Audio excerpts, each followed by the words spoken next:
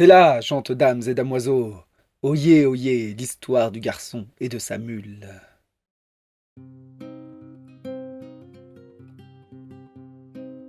Notre héros, notre garçon, appelons-le Tom, était un jeune paysan orphelin qui avait en tout et pour toute possession 3 choses. Sa terre, héritée de ses parents, maigre terrain aux abords d'un chemin d'une campagne légèrement boisée que longeait un cours d'eau enjambé par un joli petit pont en pierre. Une modeste cabane en rondin, nécessitant un entretien régulier, mais confortable. Et enfin une mule, encore plus jeune que le garçon, tout aussi brave, tout aussi courageuse.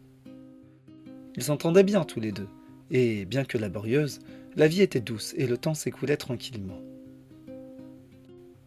Un beau jour, l'expression prêtera à rire, mais le fait est qu'il faisait beau ce jour-là.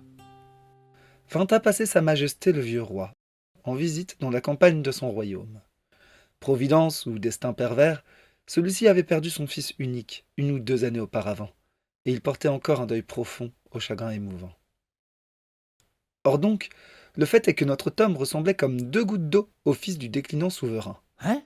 Perdant franchement la boule, le bon vieux roi, persuadé d'avoir retrouvé son fils, embarqua Tom, sans autre forme de procès. Un kidnapping royal, en toute innocence.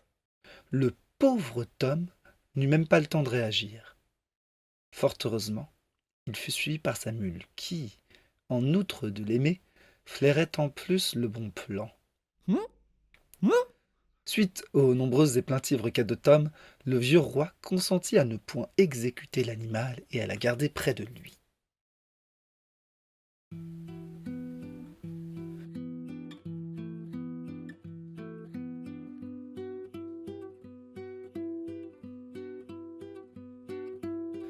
Lorsqu'ils se présentèrent à l'immense palais du souverain, tout le monde ne vit pas d'un bon œil l'arrivée inopinée d'un nouveau prince, alors que le roi était fortement vieillissant.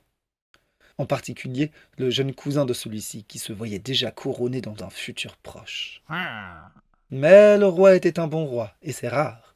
Aussi, ses plus proches conseillers lui pardonnèrent cette fantaisie, pensant qu'un garçon de ferme ne survivrait pas longtemps dans le monde de l'aristocratie.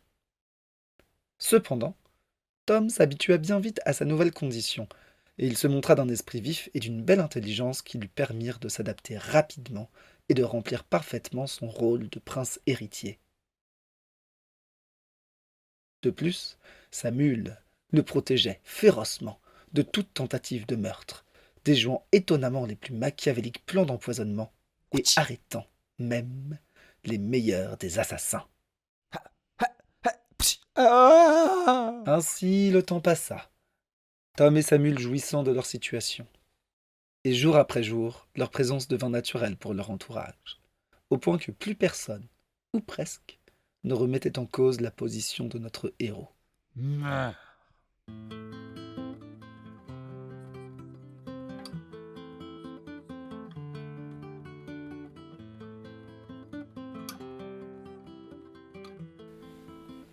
Il est une anecdote particulièrement douce à raconter de ces anecdotes. Tandis que le vieux roi, Tom et sa mule, randonnaient dans la campagne, près de quelques moulins, ils entendirent un glapissement rauque, fébrile.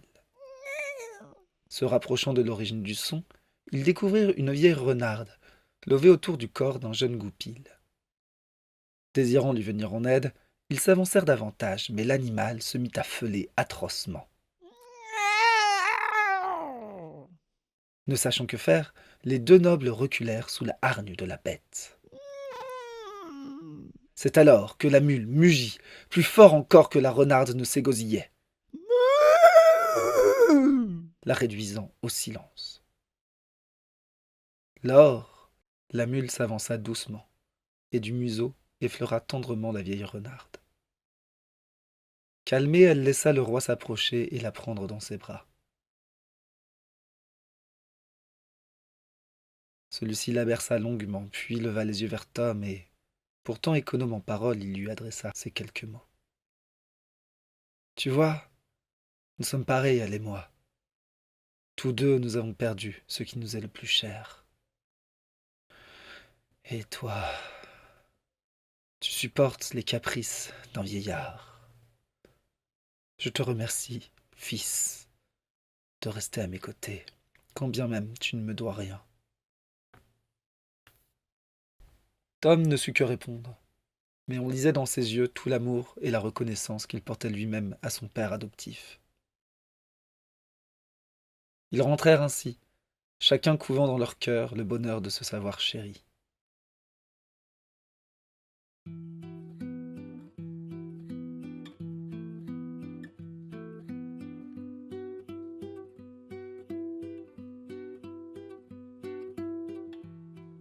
Et la vie reprit, entre cours fastidieux et bons instants volés au temps.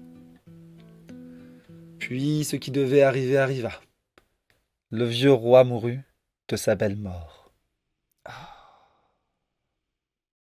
Heureux et aimé. Et Tom devint le nouveau souverain du royaume. C'était, sans compter sur le jeune cousin de l'ancien roi, portant éternellement rancœur à notre bon Tom, il se fit tout un spectacle de le présenter comme roturier indûment devenu l'héritier d'un vieil homme perdant la tête. Bien que les faits lui donnent raison, Tom avait officiellement été désigné comme nouveau souverain. De plus, il s'était si bien mêlé à la cour et était tant apprécié qu'une vaste majorité des aristocrates se rangèrent de son côté. Eh oui. Face au légitime cousin dont les propos frisaient le blasphème d'un cadavre tiède que tout le monde honorait, on décida pour les départager qu'ils se battent en duel. Le dit duel étant, tradition oblige, une joute sans merci.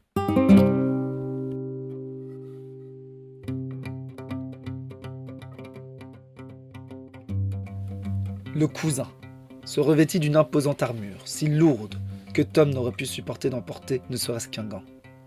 Il monta, un destrier de guerre féroce, tout harnaché de fer aux naseaux fumants.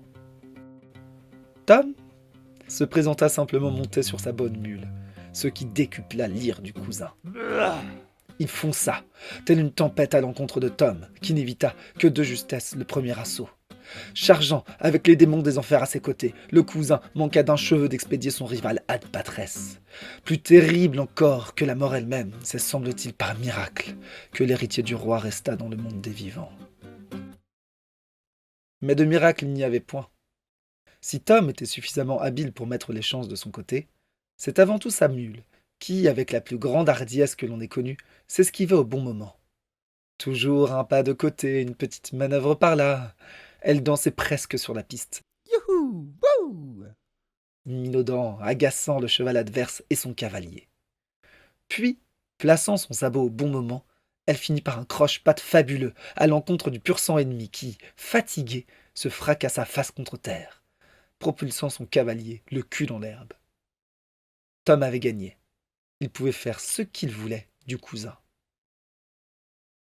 Un homme bon, il lui laissa la vie sauve et fut couronné avec tous les honneurs.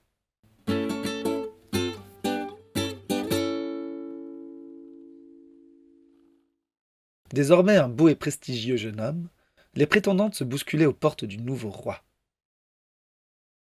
Tom jeta son dévolu sur la belle et noble héritière d'un royaume voisin très puissant.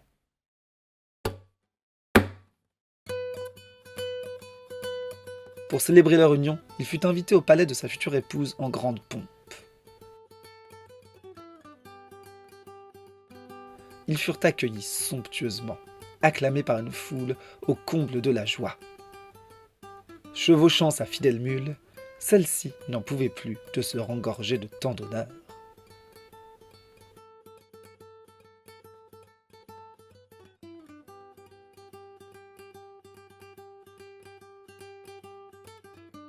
Plusieurs jours de fête avaient été organisés.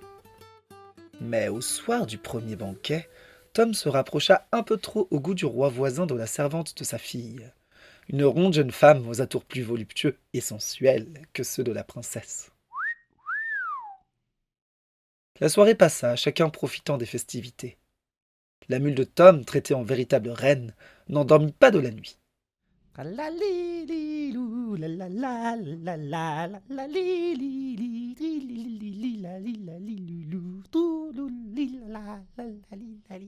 Tom, lui, dormit très peu, car, comme de juste, dans la grande chambre d'invités, agréablement chauffée par une grande cheminée, qui vint rendre visite à Tom? La plantureuse servante!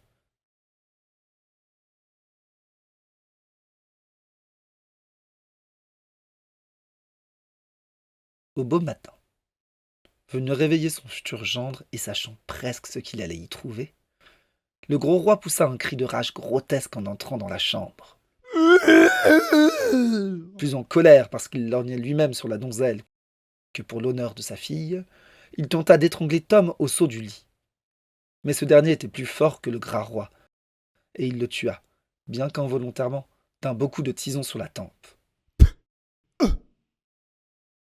Éperdus et ne sachant exactement comment réagir, les jeunes amants s'enfuirent aussi vite que possible, loin, très loin du lieu de régicide, pour se réfugier dans le royaume de Tom.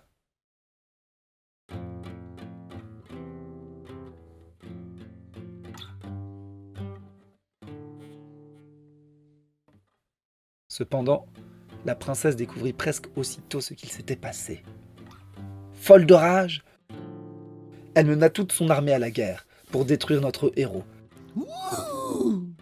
qui répliqua en employant l'entièreté des ressources de son royaume. For the king. Pendant ce temps, dans l'ombre, revint le haineux cousin. Et alors que Tom se pensait en sécurité avec la servante, celle-ci l'assomma lâchement. Elle remit Tom au cousin contre une somme rondelette. Tralali, tralala. Le cousin destitua le jeune roi en brandissant son infidélité. Il cria à qui voulait l'entendre qu'il avait trahi et les espoirs et le peuple du royaume. Puis il décida de renvoyer Tom, tout saucissonné à sa mule, vers la princesse enragée, pensant qu'elle aurait au fait de l'exécuter. Ce qu'elle fit de Tom, nul ne le sait. Mais la princesse ne fut pas dupe. Elle comprit rapidement que le cousin avait utilisé sa servante pour manipuler Tom, tuant au passage son cher père et détruisant son mariage. Bref, quand elle devina qu'elle essuyait les pots cassés des ambitions avides du cousin, sa fureur redoubla. Elle lança une guerre totale.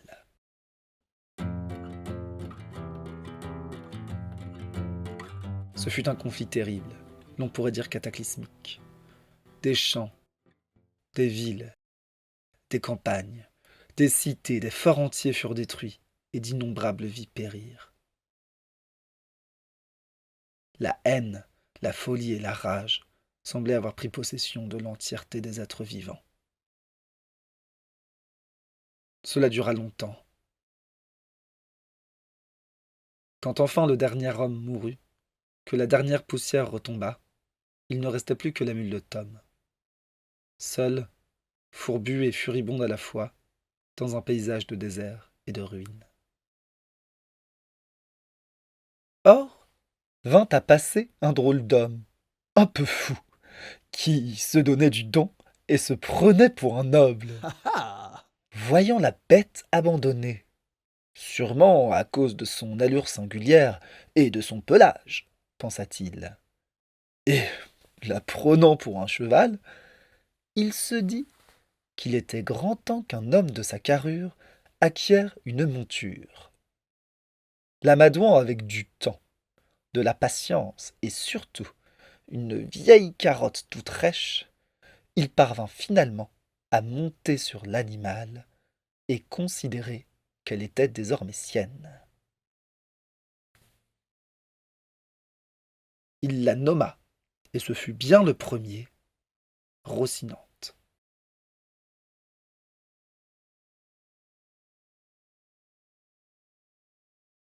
Et c'est ainsi que la mule de Tom devint le destrier du chevalier le plus fou que l'histoire ait jamais connu.